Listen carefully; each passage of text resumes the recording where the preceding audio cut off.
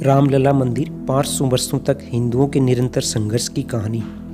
कौशल प्रदेश की प्राचीन राजधानी अवध को कालांतर में अयोध्या और बौद्ध काल में साकेत कहा जाने लगा। अयोध्या मूल रूप से मंदिरों का शहर था। हालांकि यहाँ आज भी हिंदू, बौद्ध एवं जैन धर्म से जुड़े मंदिरों के अवशेष देखे जा सकते हैं। जैन मत के अनुसार यहाँ आदिनाथ सहित 5 तीर्थंकरों का जन्म हुआ था। बौद्ध मत के अनुसार यहाँ भगवान बुद्ध ने कुछ माह विहार किया था। कहते हैं कि भगवान श्री राम के जल समाधि लेने के पश्चात अयोध्या के कुछ काल के लिए उजाड़ सी हो गई थी, लेकिन उनकी जन्मभूमि पर बना महल वैसे का वैसा भी था। भगवान श्री राम के पुत्र कुश ने एक बार पुनः राजधानी अयोध्या का पुनर्निर्माण कराया। इस निर्माण के बाद सूर्यवंश की अगली 44 पीढ़ियों तक इसका अस्तित्व है। आखिरी राजा महाराजा बृहद्रथ तक अपने चरम पर रहा। कौशल राज बृहद्रथ की मृत्यु महाभारत युद्ध में अभिमन्यु के हाथों हुई थी। महाभारत के युद्ध के बाद अयोध्या उजड़ सी हो गई, मगर श्री राम जन्मभूमि का अस्तित्व फिर भी बना रहा। उल्लेख मिलता है कि ईसा के लगभग 100 वर्ष पूर्व उज्जैन के चक्रवर्ती सम्राट विक्रमादित्य एक दिन आखेट करते करते अयोध्या पहुंच गए। थकान होने के कारण अयोध्या में सरयू नदी के किनारे एक आम के वृक्ष के नीचे वे अपनी सेना सहित आराम करने लगे। उस समय यहाँ घना जंगल हो चुका था, कोई बसावट भी यहाँ नहीं थी। महाराज विक्रमादित्य को इस भूमि में कुछ चमत्कार दिखाई देने लगे। तब उन्होंने खोज आरंभ की और पास के योगी व संतों की कृपा से उन्हें ज्ञात हुआ कि यह श्री राम की अवध भूमि है। उन संतों के निर्देश से सम्राट ने यहाँ एक भव्य मंदिर के साथ ही कूप, सरोवर, महल आदि बनवाए।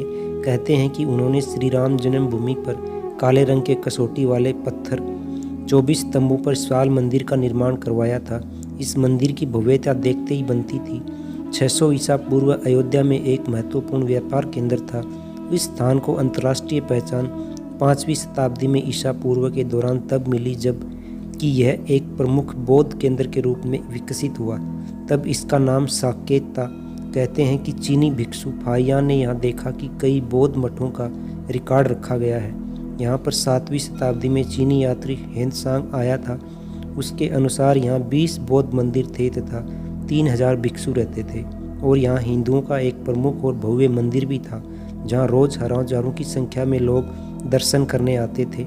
विभिन्न आक्रमणों के बाद भी सभी संजावतों को झेलते हुए श्री राम की जन्मभूमि पर बना भव्य मंदिर 14वीं शताब्दी तक बचा रहा। कहते हैं कि सिकंदर लोदी के शासनकाल के दौरान यहाँ मंदिर मौजूद था।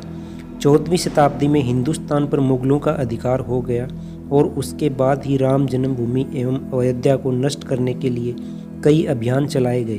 अंततः 1527-28 में इस मंदिर को तोड़ दिया गया और उसकी जगह बाबरी ढांचा खड़ा किया गया।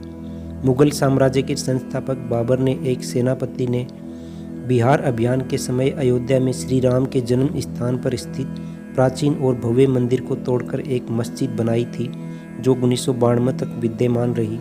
बाबरनामा के अनुसार 1528 में अयोध्या पड़ाव के दौरान बाबर ने मस्जिद निर्माण का आदेश दिया था। अयोध्या में बनाई गई मस्जिद में खुदे 2 संदेशों से इनका संकेत भी मिलता है।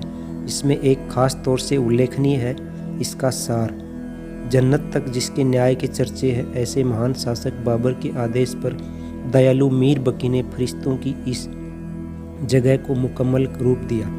हालांकि यह भी कहा जाता है कि अकबर और जहांगीर के शासनकाल में हिंदुओं को यह भूमि एक चबूतरे के रूप में सौंप दी गई थी, लेकिन क्रूर शासक औरंगजेब ने अपने पूर्वज बाबर के सपने को पूरा करते हुए यहाँ भव्य मस्जिद का निर्माण कर उसका नाम बाबरी मस्जिद रख दिया था।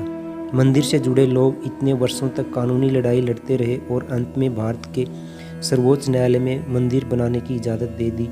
वर्ष 2020 में मंदिर की नींव रखी गई और निर्माण कार्य तेजी से चल रहा है। 9 वर्ष में 22 जनवरी 2024 को भव्य राम मंदिर में प्राण प्रतिष्ठा की जाएगी, जिसका संपूर्ण विश्व बेसब्री से इंतजार कर रहा है। धन्य हैं वो राम भक्त जिन्होंने इतनी लंबी लड़ाई लड़ी और अंत में अपने गंतव्य तक पहुँचे। इसीलिए कहा जाता है कि सत्यमेव जयते, सत्य की जीत होती है, झूठ की नहीं। दोस्तों, कहानी यहीं समाप्त होती है। मिलते हैं अगली कहानी में नए विचारों के साथ। जय श्री राम। चैनल को लाइक करें, शेयर करें, सब्सक्राइब करें, बेल आइकन जरूर दबाएं। धन्यवाद।